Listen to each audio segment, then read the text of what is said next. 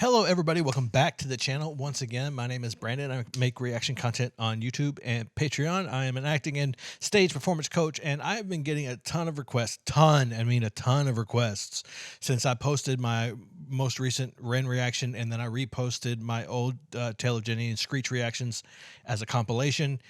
So many of you have been in the comments being like, do Money Game, do the Money Game trilogy, do Money Game 3. So, okay, calm down. I'll do it. But here's the thing. I know that some of you have said that I've done one of these before. Some of you have mentioned, I saw you did this one, but I didn't see the other ones or whatever. I don't remember which one those of you who said that were talking about, but I don't really remember doing it. It was probably years ago, and I watch a lot of videos, and I've also had a concussion or two since then as well, and I just don't remember. So what we're going to do is this. I hope you don't mind. I know you won't. We are going to watch all three of them. I know that the second one is just a lyric video. You guys know, if you've been watching me for a while, how I feel about reacting to lyric videos. So we're probably just going to vibe with that one. I might have something to say about the content if there's an issue or some topic that strikes me, but I'm not going to pause a lot for that one. I'm going to go through Money Game 1 now, Money Game 2, the lyric video, and just kind of vibe with that one. And then Money Game 3, we're going to hit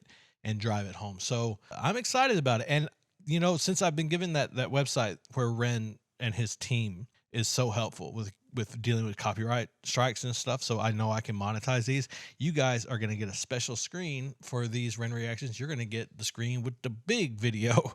I hope you guys appreciate that, because I can actually do it and get away with it. So here we go. Money Game. This is Ren, Money Game. I could have said that better from the start.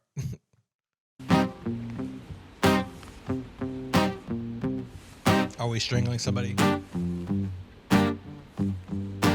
It's a strange time we're living in. War can put fear in. Hierarchy parties, they make us feel inferior. Greed runs through parliament interiors. Devils walk among us, they fit the criteria. Eerie theory, stripe fearing, weary-minded men when we're clearly living. Okay, I'll go back. I just have to say that imagery is really striking. Okay, so I grew up largely in North and East Texas. I spent some time in South Texas, been through West Texas a few times, Louisiana, Arkansas, Tennessee, Oklahoma, Kansas. My grandfather is Mexican, and I have very limited but some experience seeing how people in those circles, in those particular not so friendly circles that are often correlated to or attached to that country, people from that country. I've seen it from like the outside a little more than I would have cared to. Not to mention, my father's family is Italian, second generation from Italy, and I've had a couple of trips to New York where I saw a little more of that lifestyle than I did of my grandfather's family down here. But this kind of imagery really strikes a chord with me personally. It's intense, and it really communicates a particular message. He's talking about government. He's talking about, I'm having a feeling we're going to get into corruption. It's called Money Game. So we're going to get into, you know, the rich getting richer, poor getting poorer, governments, special interests. That's where I feel like it's going. The lyrics so far are really clever. I'm excited for it. I just wanted to comment on that imagery is really potent. And I don't think it should be overlooked that by choosing that particular image, he's conveying a certain level of distress and a certain level of tyranny and terror that it's worth noting. I think it should be noted. Greed runs through parliament interiors. Devils walk among us, they fit the criteria. Eerie theory, stripe fearing, weary-minded men when we're clearly living in dictatorships. Nearly blinded by illusions to choose, but who's fooling who? A ball chained to your shoes on pain. It's a crying shame. The pursuit of our own wealth lights a flame that makes greed a game that lets this whole world burn. As the world turns, the whole world burns. But money was invented for trade, but now those bits. Hold on, what was that lyric? Lights a flame that makes greed a game that lets this whole world burn. As the world turns, the whole world burns. But money was invented for trade, but now those bits. I've never been a fan of it. Nothing personal, and it's not bad really, but I've never been a fan when people rhyme the same word with the same word like that. The whole world burns. I'm wondering if there's some kind of wordplay there that I'm not catching. That's my assumption, knowing Ren and how talented he is. So I'm not casting judgment on it. It works when it's done well. So if I'm missing a bar there, I'm not really great at breaking down rap lyrics. Funny, because I used to write them, but I'm not really great at breaking them down. So if I'm missing a bar there, do let me know, because I don't think of Ren as a lazy writer. I know he's a genius. He's a freaking genius writer. So this kind of caught me off guard. So if there's a bar there, if there's something I'm missing, do please let me know. Wealth lights a flame that makes greed a game that lets this whole world burn. As the world turns, the whole world The whole world burns. He ran three words twice. But now those bits of paper twist hearts, make slaves, turns a saint into a sinner, a child into a killer. I don't like it. His finger on the trigger of a money game. Love that line though. Wow. Oh, rain, rain, rain, rain. Dude. A storm it comes our way, and those who rise through distorted lies, poison in the veins, but we die to point the blame, blame, blame, blame. It's easier to blame. I love this vocal. Point the mirror at ourselves. We're all part of this old money game. Stop. Delicate, which really painted a picture for me. I think that it was an intentional choice, given the context. He'd been delivering all these really harsh and almost violent lines. He's angry and talking about really vile activity, really destructive activity, being very aggressive. And then this rain, rain, rain, it gets so thin, it stretches so tight, and there's so much tension in it that I feel like this is sort of the plea in the message of the song, as though he has laid it all out and made it as visceral as possible, and now he's begging us to pay attention. It's really cool. I liked it. I loved it. We got to listen to it again. Oh, rain, rain, rain, rain. A storm it comes our way, and those who rise through distorted lies, poison in the veins, but we die to point the blame, blame, blame, blame. Beautiful. It's easier to blame. He's almost... But point the mirror at ourselves. We're all part of this old money game. It's funny, he's being tender with him, but he's also kind of mocking him.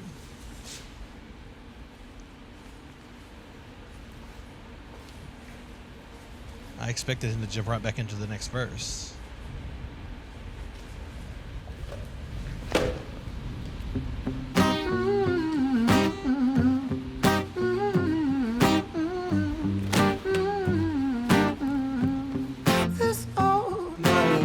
I don't like this at all.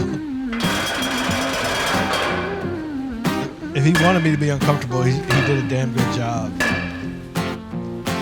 Dear Mr. President, it's evident that everyone's a resident of fear when they support these ideas to keep us separate, when they make us believe that everybody is coming to terrorize you in the streets. They say proudly through grit and teeth, that's my right to hate. That's freedom of speech. Dude, okay, I'm sorry. I've been doing this a lot, but fuck hell, that was good.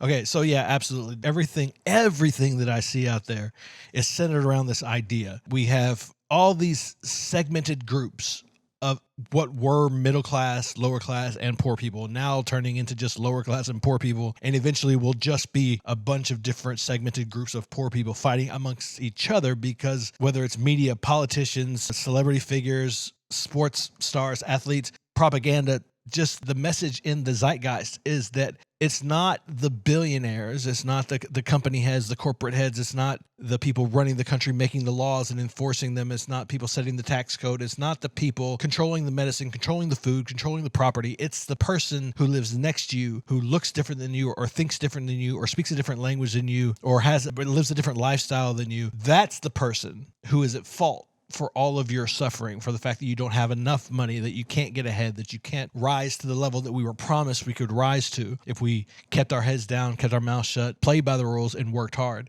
And that is it's the best freaking like in America especially, I feel like the country has been called an experiment publicly by politicians, scientists, social scientists for forever. It's for like a couple hundred years. They've called it the American experiment. And I have come to fully believe that they are beginning to finally refine the system that they were trying to build in the first place, which was the experiment was not to make a prosperous country where everybody could have a successful life, everybody could rise to the level of the elite, everybody could flourish. It was to see what we need to do, what buttons we press, what levers we pull, what talking points we shout, what voices we silence to create a passive, compliant workforce to fuel the elites. And whether it's racism, whether it's religion, whether it's politics, philosophy, education, whatever the thing is, all of these things, it amazes me that the conversation is never had in the middle of all of that shouting over Thanksgiving dinner? What about the guy who has $350 billion in his bank account as he walks by homeless people on the side of the street? As they talk about the blight of homelessness, the sick and the infirmed, and then they get on their private jet and they fly to their private island where they go out on their mega yacht. Celebrities go to galas where it costs $20,000 for a plate of food, wearing $15,000, $20,000, $30,000 outfits, flying there in private jets, driving in $200,000 cars, and then get up on stage and talk about social injustice. And we're mad, in America at least, at Jose, who's cutting our neighbor's lawn, or the Middle Eastern couple who moved in last summer, because they're taking our jobs. They're making it unsafe in the street for some reason.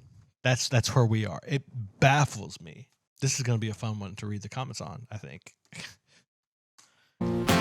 Dear Mr. President, it's evident that everyone's a resident of fear when they support these ideas to keep us separate, when they make us believe that everybody is coming to terrorize you in the streets. They say proudly through gritted teeth, it's my right to hate, that's freedom of speech. But when did freedom become a reason to hate, a way to justify a racist slur or insult we make? There's an irony in freedom, cause us in the West, we have pillaged and plundered the murder like savages, colonized all of the rest. That's called hypocrisy. Preach a certain value that you never keep yourselves. Your country was in flames, you denigrate yourselves in a second. Still you spit your venom, demonizing immigrants when really you're the immigrant, cause all of us are immigrants or descended from immigrants. Irony is imminent, I'll shed the light on immigrants. America was colonized by Britain. Britain, it was colonized by Rome, and also colonized by the Saxons. They were German, by the way. You know how people throw shade upon the Germans because of history's pain, and yet we made the same mistakes all again. Demonize a whole people, Jewish or Muslim, the same and the same. Old situations play on repeat, the same old TV shows repeat. Yeah, we worship the bleak. Our opinions aren't our own, and we follow like sheep. There's no left, there's no right. In the middle we sleep. Rain, rain, rain, rain. Oh, love that. A storm it comes our way. And those who rise through distorted lies, poison in the veins. But we'd like to point the blame, blame, blame, blame. It's easier to blame, but point the mirror at ourselves. We're all part of this whole money game. I like how he just hunches over when he takes his guitar, like a wind-up toy.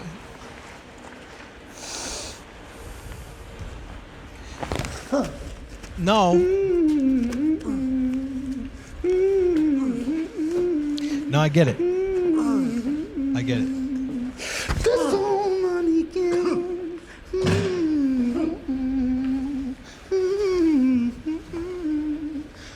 Put his guitar back. Yeah. Yeah, I get it. This whole money game. Oh, I thought he was strangling him. I guess I didn't get it. Surprised he didn't draw a smile. Is he gonna come back in?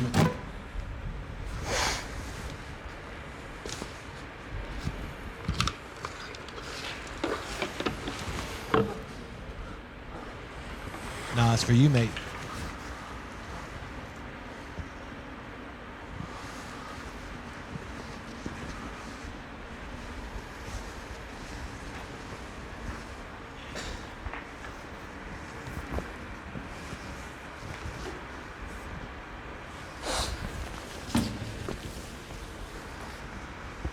Here it comes.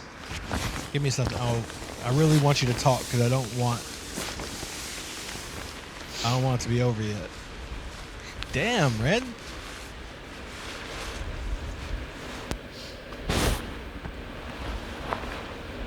I didn't know he's packing like that.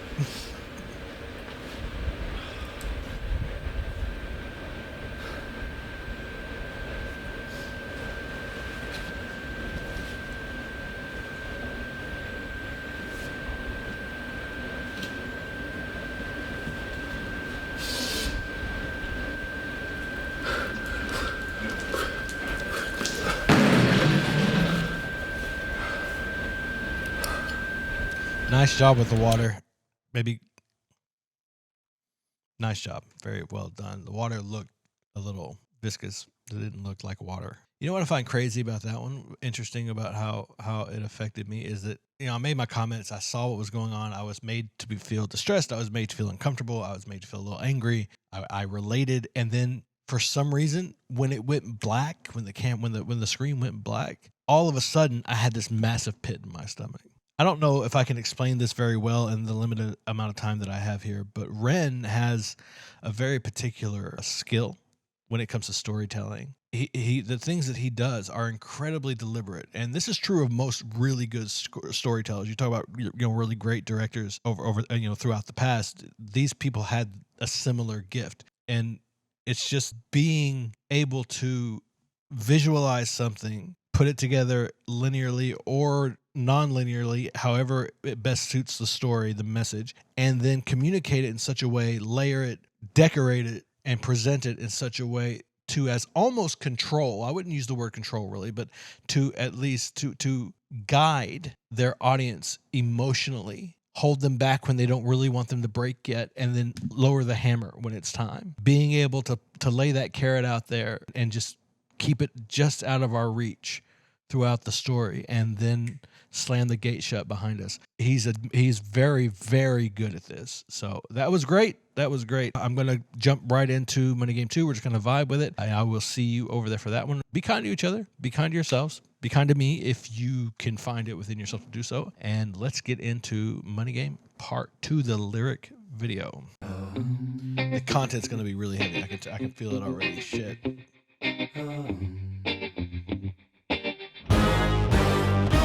Okay. Strange time we're living in panic and hysteria. Poor man learn, the rich man don't care for your narcissist mindset spread like malaria. You wish they would. You wish the poor men would learn that the rich men don't care for them. But the more I hear so often from people living on disability or barely getting by with $25K a year, $40K a year, supporting a family of 3 or 4, Donald Trump fights for me. He cares about the little guy. Yeah, okay. Whatever, man.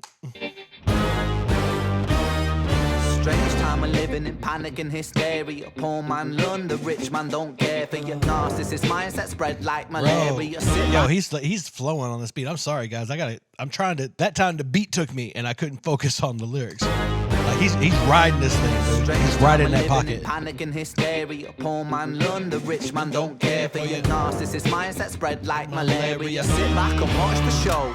America, Britain split through fickle shit. A government of hypocrites. Yep. These counterfeit politicians sit in parliament, not adequate. Come on. Needlessly bleeding resources all dry. Turn a blind eye if it means a pay rise. Oh, what a shame it would be, I would die if number 10 Downing Street burned in a fire. Damn, what the fuck? Did he just say that?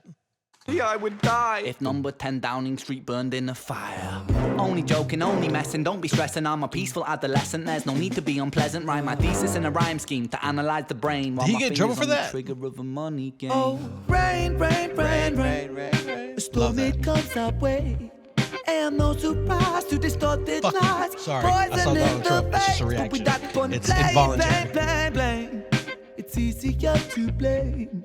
But point the mirror at ourselves. We're all part of this whole money game.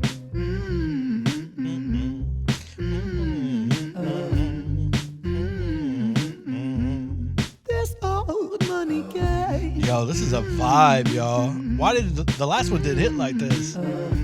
Just like it's so smooth, man. Money is a game and the ladder we climb turns a saint into a sinner with his fingering crime. I'll break it down for you motherfuckers line by line. This is business economics in a nursery rhyme. She sells seashells on a seashore, but the value of these shells will fall due to the laws of supply and demand. He's going to use seashells to illustrate the phony nature, the fabricated nature of currency and value in things like diamonds or pearls or anything else that they tell us is valuable. There are more diamonds on Earth than some gems, some crystals, there's so many. They're not rare. It's a lie. They make them seem exclusive. That's the whole pitch of diamonds, is that they're rare, but they're not. They're incredibly plentiful compared to so many other kinds of gems and stones and different things that we have here on the planet. It's insane. Oops, sorry. I just have trust issues. And no one wants to buy shells because there's loads on the sand. Step 1, you must create a sense of scarcity. Yep. Shells will sell Loads much on the better if the sand. people think they're rare, you see. Bear with me, take Yep. as many shells as you can find and hide them on an island. Stockpile them high until they're rarer than a diamond. Step 2, Gotta make the people think that they want them, really fucking want them. Hit them like Bronson. influencers, product placement, featured primetime entertainment. If you haven't got a shell, then you're just a fucking waste man. 3, it's monopoly. Invest inside some property. Start a corporation, make a logo, do it properly. Shells must sell, that will be your new philosophy. Swallow all your morals, they're a poor man's quality. 4, expand, he's cooking. expand. Clear forest, make land, fresh blood on hands. 5, why just shells? Why limit yourself? She sells seashells, sell oil as well. 6, guns, sell stock, sell diamonds, sell rock, sell water to a fish, sell the time to a clock. 7, press on the gas, take your foot off the brakes, then run to be the president of the United States. 8, big smile, make big wave, that's great. Now the truth is overrated, tell lies out the gate. 9, polarize the people, controversy is the game. It don't matter if they hate you, if they all say your name. 10, the world is yours. Step out on the stage to a round of applause. You're a liar, cheat, a devil, a whore, and you sell seashells on the seashore. Bro, that's genius, dude. That was fucking brilliant, man. And no surprise to distorted lies. Wow. Poison in the veins, but we died upon the plane. Look, I gotta admit, I was a little doubtful when he started with the she sells seashells on the seashore. I thought, oh no, he's gonna get a little sing-songy with it. It's gonna be a little elementary school rhymey, but kind of cutesy. But it was he brought that home so hard. That full circle moment at the end was so friggin' good. And he's saying real, like really real stuff, man. Like stuff that I've been thinking about, talking about, sometimes screaming about for 20 years, man. This is incredible. And now we got Hitler on the screen. To distorted lies, poison in the veins, but we died upon the plane. It's easier to blame, but point the mirror at ourselves. Dude. We're all part of this whole Yo, this money is his game. money spot, bro. This is so good.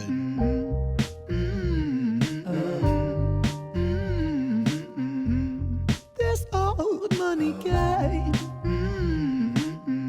But you notice how I can really enjoy the music, sit and vibe with it, and still be really pissed off at the same time? This old. Ren's doing a good job. That's all I'm saying. Okay, so that was short and sweet. Loved it. Really enjoyed it. But I think that's the thing. I believe that. We were talking about it when I was reacting to the last one, that he has this talent, this skill for, again, not manipulating, not controlling, but guiding people creatively and gently even, but with certainty through this sort of emotional minefield that he's building. So many different offshoots, so many different ways to get upset, things to get upset about. And he just kind of keeps you right in that pocket the whole way. Even with how sort of bouncy this was and how it kind of, the vibe was so thick in this one. It just, whenever the hook came, I was able to decompress as an audience member. I'm seeing all these images. I'm seeing people I can't stand. I'm seeing decisions I can't stand. I'm seeing the people who've betrayed their countries, their fellow citizens, fellow human beings. I'm seeing war. I'm seeing violence and atrocities. And then I'm getting really pissed off. And I know that you probably could tell. I mean, I imagine I know I got a little pissed off a couple of times. But then the hook came, and then it kind of just dropped into that real bouncy, really, really, really sort of smooth rhythm. He just wrote it like he was breathing air, and that gave me sort of a space, permission to release that tension as an audience member, but without letting go of the weight of the message of the song. It was brilliant. All right, so we're going to jump on the third one now. So I'm looking forward to it. We'll jump into it. We'll see what it's like. Another video, have a lot more going on. I'm concerned that it's going to be really disturbing. I guess we shall see. But, be kind to each other, be kind to yourself, and I will see you in about 1.5 seconds. We have finally arrived here at Money Game Part 3. What is this? What is this? What is that? What is that? Do you see that? Money Game Part 3. Why did that happen? That's crazy. That's wild. So I'm going to warn you that there has been a small break between 2 and 3. And I have availed myself of what was once referred to as strong drink. So if I'm a little more honest or abrasive, maybe, I guess, honesty can feel abrasive. I tend to simply be like, you have different kinds of drunk, right? You have people who get, and I'm not drunk, a little buzzed, feeling relaxed, drink at the end of the day and all that.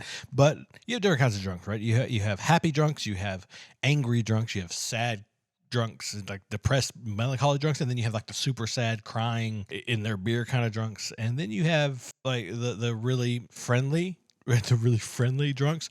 And then you have people who, when they drink, they just get really blunt and forward and honest. And to be honest, that's me. See what I did there? That's bars. Anyway, but sorry.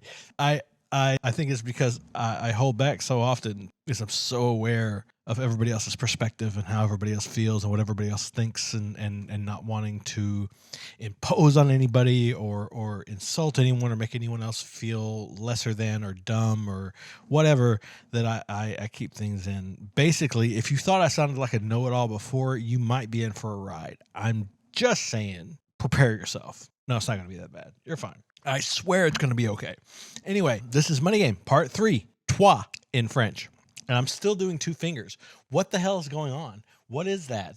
Anyway, I don't know. My brain's broken. So the car accident really did me in. Here we go. Money Game, part 3. I said it like 4 times. Let's just do it, the thing. Can we just do the thing? We can do it. Nope. See, I'm messing up already. Here we go. The piano, classical. Are those Ren's hands? Like, actually for real? Actually for real, Ren's hands?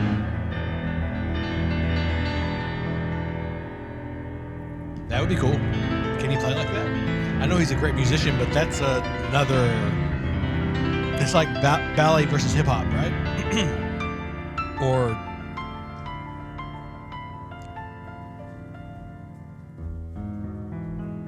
F1 versus motocross. It's like it's a whole different level. That's not Ren. He's not moving like Ren. Is that Ren? Somebody tell me. You guys know. Somebody tell me in the description or in the comments. Love it though. Dun, dun, dun, dun, dun.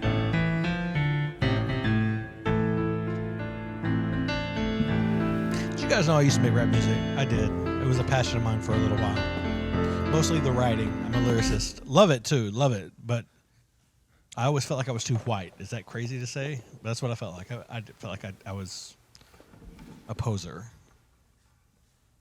Because outside of the music, I didn't... That's interesting. Hold on. I am paying attention, guys. I know I'm rambling, but I am paying attention. This is interesting. That's Ren.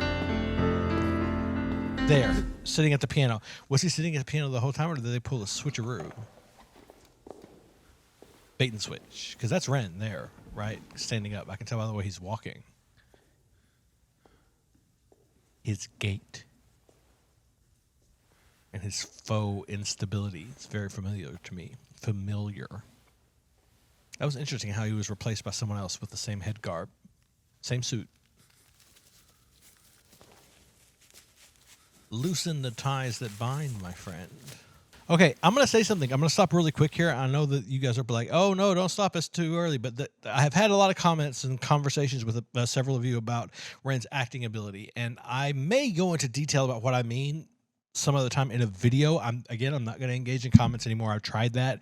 And no matter what I say or how I represent myself intelligently, it's just met with, no, Ren's perfect and he never does anything wrong.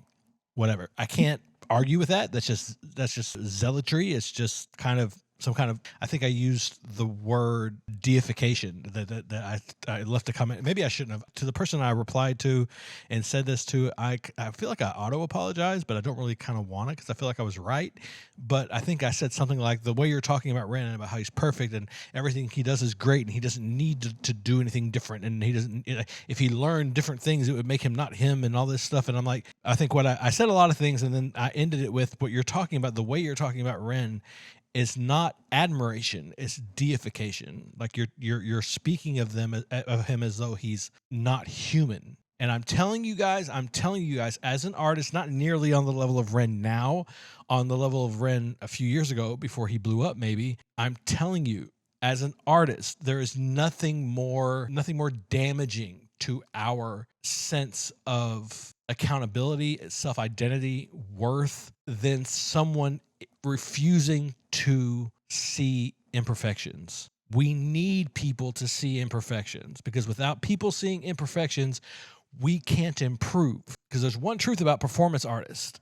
It's that while there are some things you might be able to see and fix, you can record yourself and all that, at the end of the day, you need a third eye. You need someone outside of yourself to see you, to witness you, and communicate to you what you're representing, regardless of what you think you're representing. It's necessary. I guarantee you, Ren thrives on constructive criticism. I promise. But what I was saying here was, because of that particular conversation, I just wanted to mention that this particular moment here, this is sort of what I was talking about before, these moments in between the music, when he's acting, when he's looking at books, or he's interacting with the environment, that felt inauthentic to me, and I thought I could, or another acting coach worth his salt could help Ren improve this part of his repertoire. Here he does a really great job, and this is the kind of moment that I was talking about. See him stand up, communicating a little stilted, a little stiff, but I mean, it's in character. It works. And this moment right here, where he looks to the right and he kind of looks and looks, that actually works for me. It's those kind of moments that I was seeing a little bit of room for improvement in him in other videos. This moment really worked. I like this a lot, and that's why I brought up all that. I'm a little chatty, I know. I took a long time to say a very little thing again. Hello. I don't know what to say. Oh, I love it. Locking in, guys. Okay, I gotta lock in. Get back before the note played. Love the mouth agape. Head down.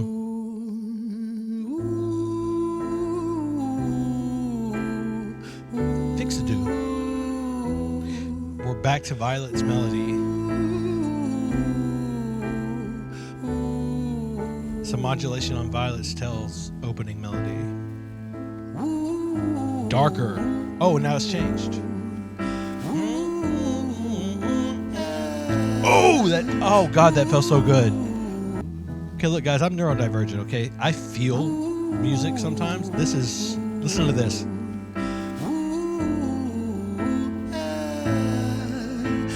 Oh, it's so gorgeous.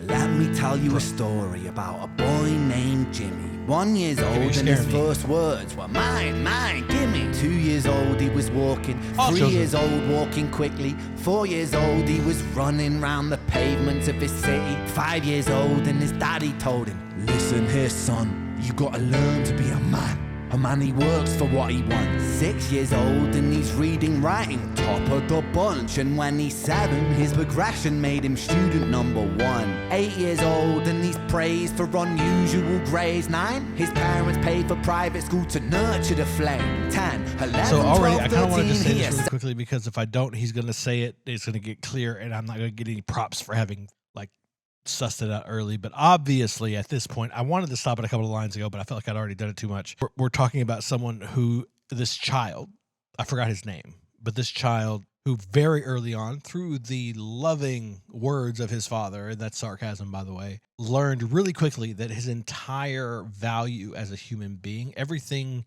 in him worth anything, is entirely dependent, is wholly dependent on his ability to achieve, to consume, to acquire. And that's a tale that is all too common and entirely too relatable. And I think I said the word entirely way too much in that pause. 10, 11, 12, 13, he ascends and ascends. His daddy tells him, son, money is the means to all ends. 14, solving complex mathematical equations. At 15, IQ 150, still elevating. 16, he develops complex software code that detects weaknesses in cybersecurity protocols. 17, and he sells his vision, keeping the share. Not yet an adult, but he's practically a millionaire. 18, and his daddy tells him, now you're a man. This world don't give a damn about you, so take all that you can. Okay, all right. I have to have a conversation here. All right, I have to talk about something, because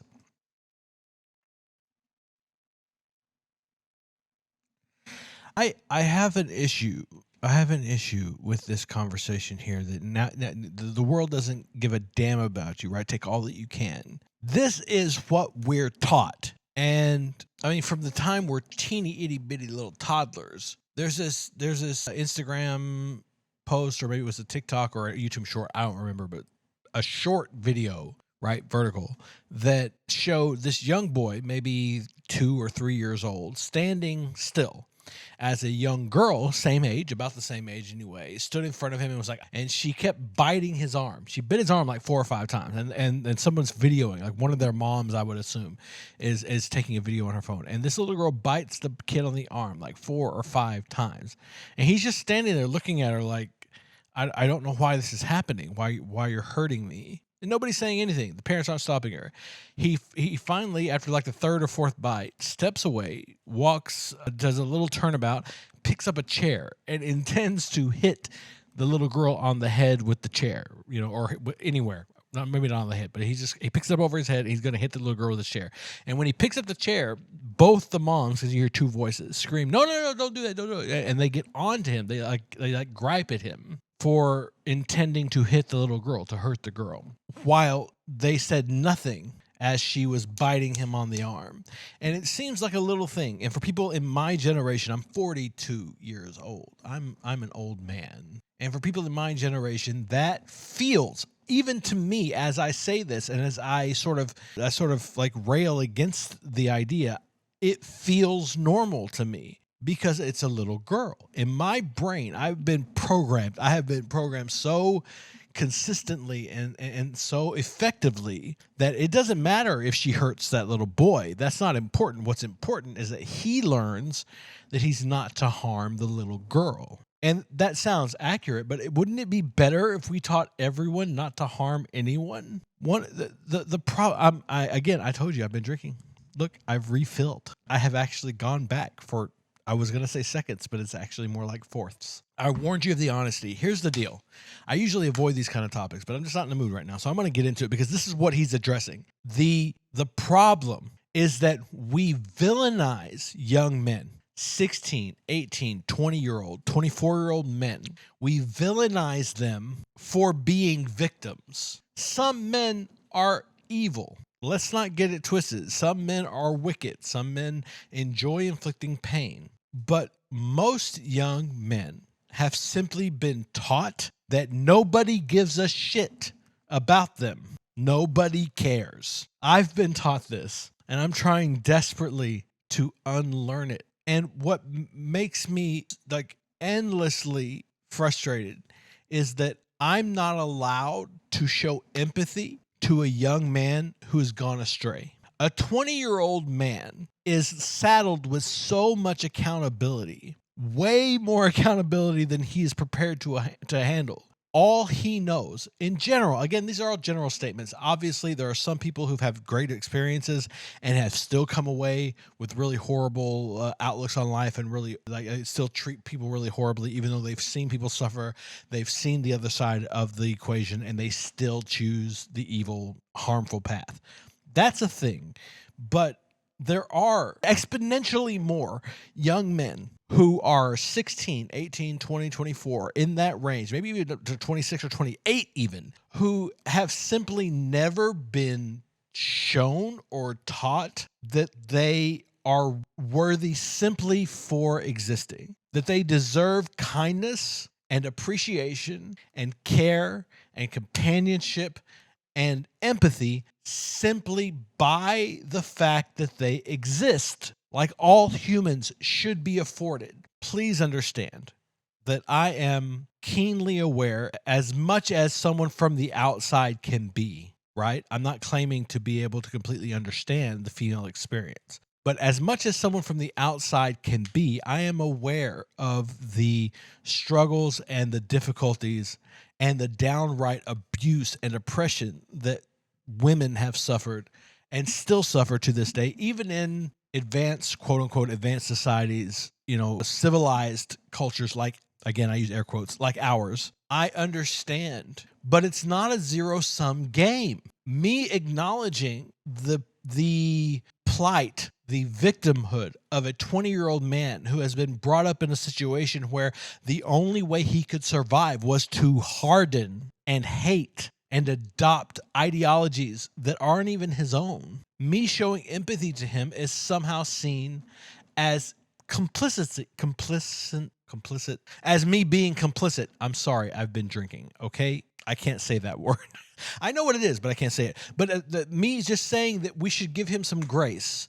We should give him a little bit of empathy and grace and allow him the opportunity to experience, to empathize, to grow, to change, to learn. I'm suddenly a bad guy. I'm a part of the problem. And I'm not speaking as though this is a universal truth, but it is something. It is something that I have experienced time and time and time and time again. I understand how easy it would be as a woman or as a man, maybe of the LGBTQ community, or a trans woman or a trans man, to villainize, to see men as a group as the enemy. But we are also human. And I'm so fed up with feeling like I'm in a position where I can't say that I hurt too without someone, the person that I'm speaking with, challenging my expression of my own personal pain by saying,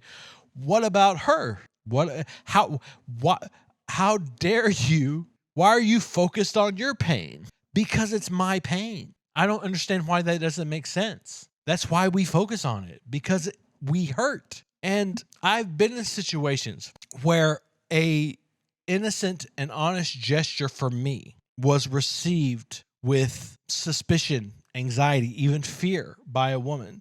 And in those situations, I do try my very best to express regret that I caused those feelings and to communicate safety and respect for that person's autonomy, decisions, right to walk away, right to say whatever it is they want to say or feel however it is they want to feel without any kind of repercussion or retort from me. Because when that happens, when it has happened, because I grew up in a generation when you just approached someone and said, hi, I think you're cute. Do you want to have coffee? When that happens, my main responsibility is to do everything that I can to communicate to that person that they are not in danger. I am not a threat.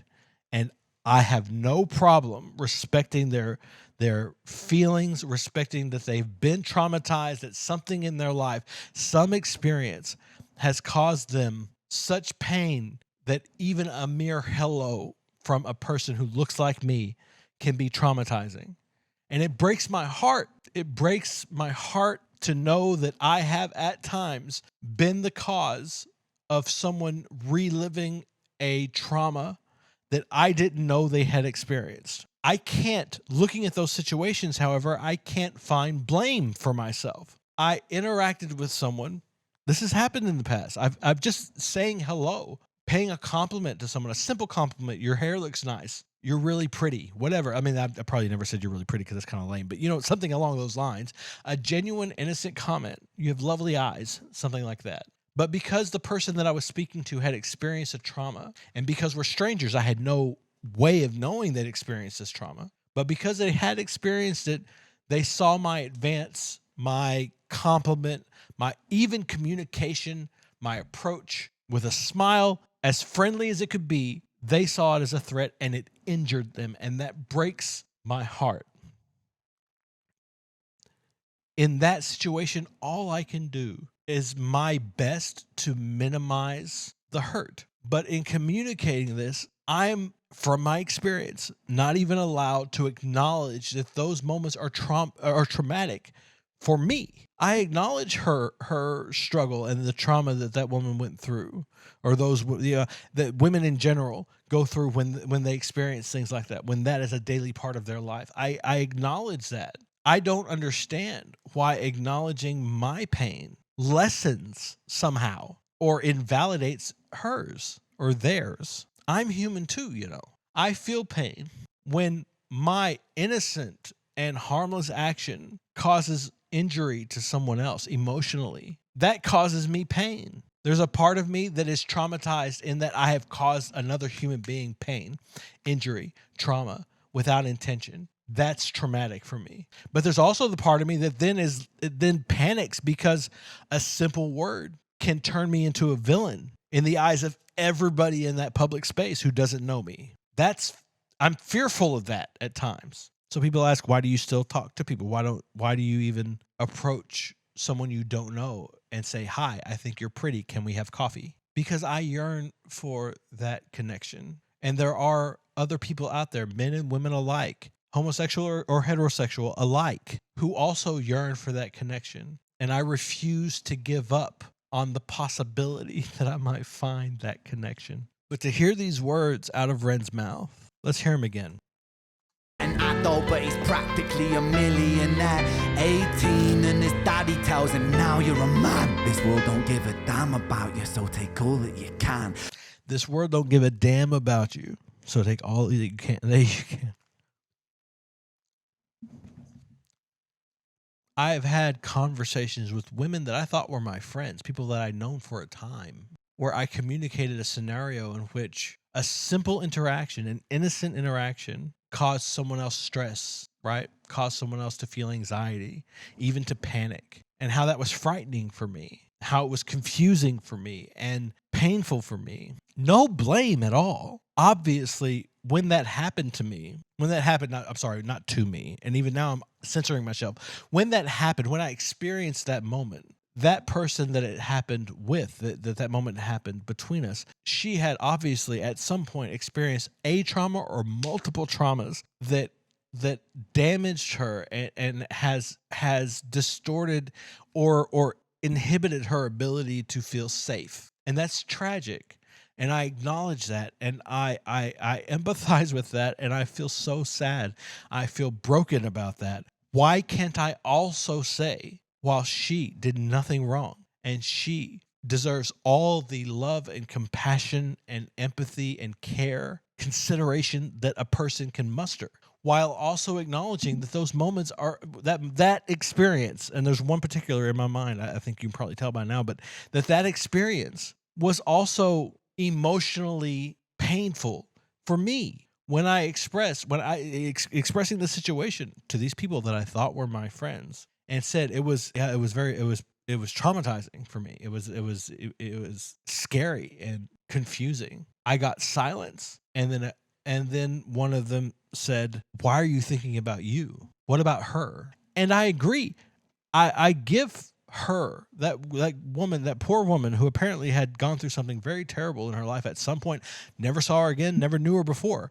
Apparently at some point in her life, maybe in multiple points for an extended period of time, she experienced a great deal of pain that has affected her to the day that I met her. I have no animosity or why. That's so dumb. Why would I be upset with her for obviously just feeling an emotion? But the idea that I, as a human being, because I happen to have male genitalia, am not permitted to feel pain, confusion, anxiety, fear, because I guess it somehow diminishes that woman's experience, which I also don't understand. This is a core fundamental issue.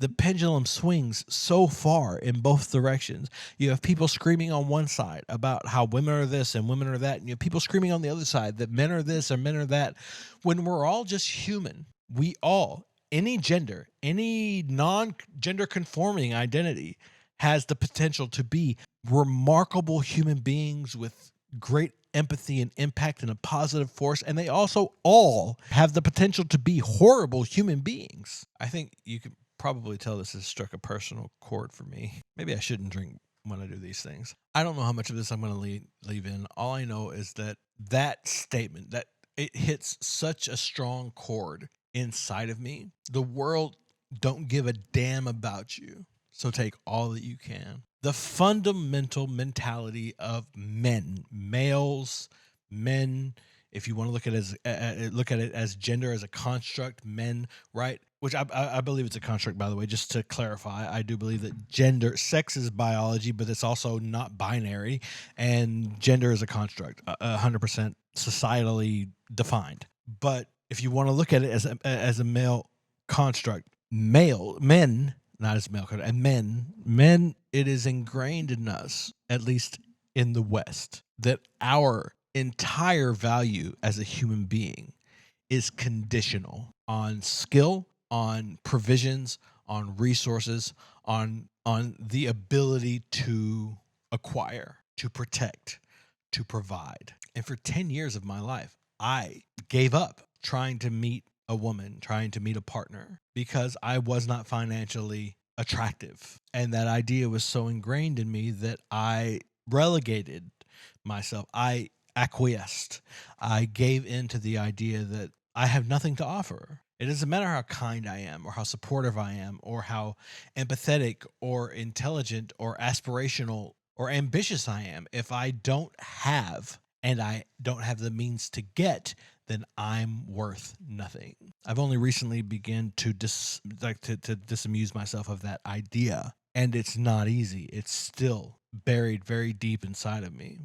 The mentally I fight it. It's in my core. It's not a zero-sum game. Men's pain does not diminish women's pain. The villains that are made visible by so many angry voices should not be identified as men first. They should be identified as sociopaths or sycophantic elites. Because I guarantee you, the guy who grew up in a town of 700 people, played football, went to the county fair, and he's now 18 years old going off to college, he's not evil. He didn't create the patriarchy. He doesn't rule the world. He has experienced very few, a couple, but very few of the privileges that the world generally lays on men, as though we all have the easy, like we can just do whatever we want, and the world will let us get away with it. I promise you from personal experience, that is not true. That's wealthy people, not just wealthy men, wealthy women as well. It's wealthy people, powerful people, not men. As a group, we're not a monolith. It's funny because I've heard that said a lot about women. We're not a monolith. I don't know where this rant came. Actually, I kind of do know where this rant came from. This has been in me for a while, but it's Ren. Ren is, this might mostly be cut out of the YouTube video. I think I might put this all on Patreon. I think I've been talking for like 10 minutes. That's insane. That just really hit me because he's speaking to me. He's speaking to my heart. I love you guys. I do. I am a creature of intense empathy and compassion and love and care. Consideration. Justice is so important to me. Fairness is so important to me. And yet I'm so casually, and so easily relegated to monsters, predators, pedophiles, abusers, simply based on the fact of my biology. And I just don't think that's fair. I'm done. I don't remember what was happening. Go back a little bit and we'll start again. I'm so sorry, guys. I won't drink anymore. Mathematical equations at 15, IQ 150, still elevating. 16, he develops complex software code that detects weaknesses in cybersecurity protocols. 17, and he sells his vision, keeping the share. Not yet an adult, but he's practically a millionaire. 18, and his daddy tells him, now you're a man. This world don't give a damn about you, so take all that you can. 19, he turns a profit, stocks and shares, invest in product. 20, double down deposits. 21, his income rockets. 22, he learns that truth is just an obstacle to wealth. If you manipulate the data, then the lie will sell itself. 23, a life of luxury, crystal and cocaine. 24, he makes the Forbes list, they're applauding his name. 25, and his daddy tells him, listen here son, while you're sitting in that palace, that don't mean that you won. 26, a business shift, he switches business to arms. He's 27, dealing nuclear and shells in Iran. 28, inside the Senate, money bought him a seat. He's 29, a role of counsel in the president's suite. Now he's 30, his daddy says you're losing the race. You're just a servant to the king, not even in second place. 31, a big maneuver for his daddy's approval, moving imports over borders from the exports out of Cuba. 32, moving grams, growing kilos to tons. He's 33, filling warehouses with powder and guns. 34, turf war with nobody to stop it. Blind eye from the popo. That was a really nice, a really nicely hidden cut right there, by the way. I used to get comments from people just so angry that I suggested that Ren had cut a video and hidden it in a transition or a moment like that. But like, of course he does. Why the hell wouldn't he? This is a long freaking video. The idea that he would take the entirety in one take and then do it again in one take and do it again in one take and not be able to choose superior performances in separate sections, but have to take one as a whole. So having to settle for subpar performances or camera work or whatever, choreography in one section or another, while you could make these little sneaky cuts and then splice them together and piece them together in a way that allowed you to use the best of each section. It's still impressive that you're able to go as far as he does between cuts and deliver a solid and impactful performance. This goes back to deification. There's nothing wrong with creating space for hidden cuts so that you don't have to be perfect every time through the entire 9-minute song. That's crazy expectations. But anyway, I digress. My bad.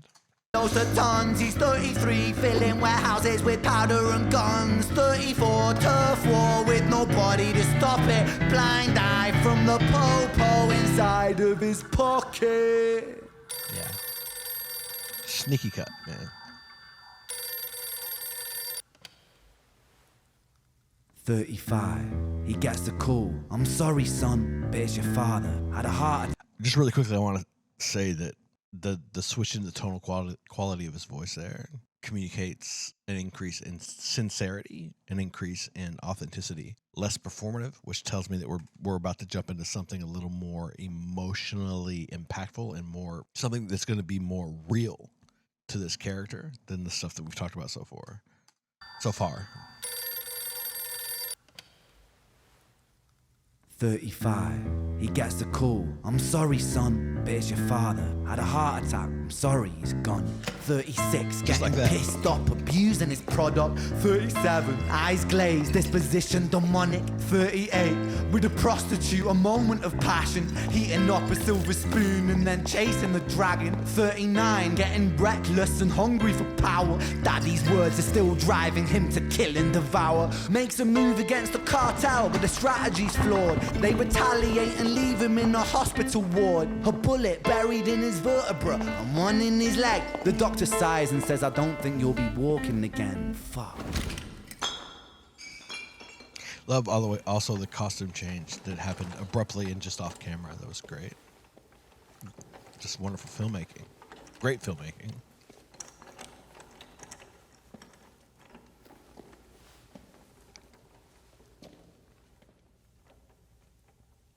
Another sneaky little cut.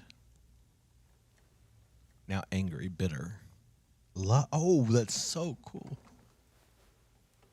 String quartet. Let me tell you a story about a boy named Jimmy. He was 40 and he cursed the words, mine, mine, gimme. 41 he wasn't walking, 42 not walking quickly. 43, never running round the pavements of his city. 44, inside a palace with a mountain of gold. But those riches turn to rubble when perspective evolves. Weighing heavy on his conscience is the value of gold. Lamborghini for a life, trading money for souls. Jimmy followed the code inside the land of the free. Put your hand inside the cookie. Okay, that listen, that's a direct shot at the United States, I think, or it feels like it for me. I know there's this asinine impulse or I don't know what to call it in America as an American to proclaim and be proud of. That's what we call ourselves, the land of the free, the home of the brave, right? And so that feels like a shot, but I don't know if people in other countries, because obviously freedom, quote unquote freedom, is a staple or a fundamental principle of many, many countries around the world, right? So it's not like it's an exclusively American idea, but that particular phrase feels at least particularly American. But I mean, honestly, the idea, if like institutionally of institutional freedom, at least in the States, it's an obvious illusion though. But I still felt like a shot, bruh. Still felt like you coming for me just a little The value of gold. Lamborghini for a life, trading money for souls. Jimmy followed the code inside the land of the free. Put your hand inside the cookie jar, take more than you need. And his example is exaggerated versions of me. And it's a version of him. And it's a version of she. And it's a version of you. There's no escaping the blame. The way we live is parasitic. Fuck the money and fame. Cut the music. Just grabbing the camera like that, so powerful. This isn't entertainment. This is real life. The way we live is lunacy, community, it declines. Hyperpolarized, always fighting, then we divide. Truth is less important than the money that we designed. Money's an invention. Politics from our invention. They all come from people's ideas. Did I mention? Border's an invention. Law and order fuel the tension. It leads to people killing each other. My solution? Hey, do you have one? Because, like, I don't blame you if you don't.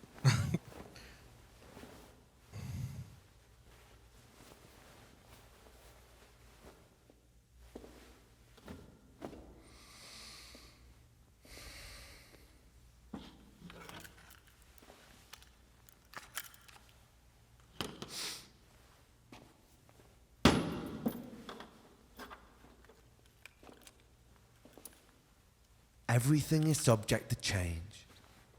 We could build utopias if individuals were taught to use their brains. But if we teach kids in schools to always be sheep and put themselves before the herd if there's more money for me, then there's no future I see where the humans survive with parasites inside a petri dish with cannibal minds. Mold will grow upon the surface then consumes till it dies. And our fate could be the same without this story to the wise.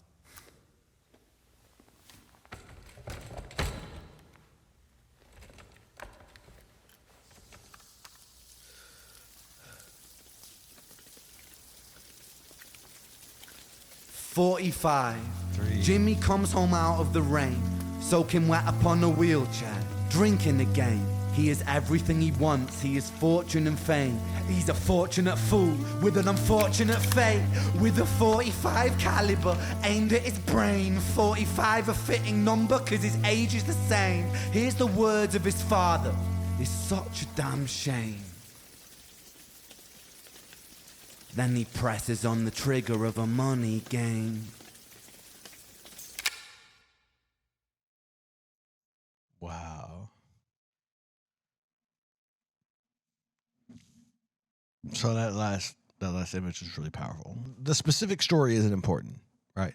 The details of the character he created and the life he built and the universe he constructed and the plot that he assembled for this character is intelligent and well crafted and brilliant, and it illustrates the point incredibly clearly.